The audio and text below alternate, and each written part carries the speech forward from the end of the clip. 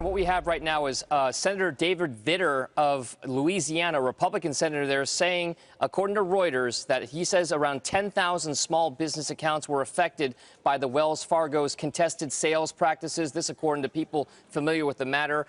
Senator Vitter also goes on to say that the account scandal, of course, not limited to the consumer banking sector, and that thousands of small business owners were impacted by Wells Fargo's practices. And he says he's told this to CEO John Stump of Wells Fargo in a letter.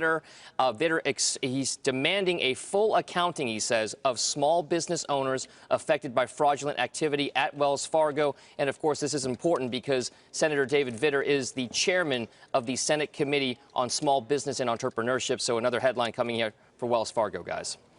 And we see Wells Fargo there not really reacting to this, but down today as the entire sector, Dom, is higher in Wells Fargo in today's session, hitting another 52-week low. And this is on top of a string of 52-week lows that the company has seen. And this really gets to, Dom, this notion that we don't really understand what the financial implications, the liabilities could be for Wells Fargo.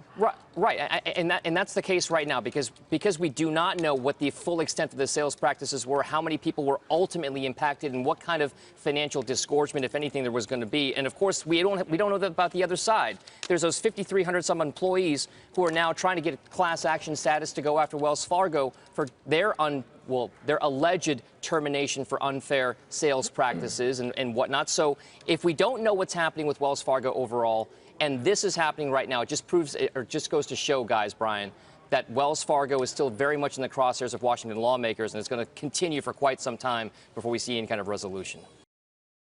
Hey, CNBC fans, thanks for checking out our YouTube channel. Here you're going to find videos packed with all of the information that you need to be smarter about your finances. You can subscribe by clicking right here and click on all the videos around me or the eye right here to watch the latest from CNBC. Thanks for watching.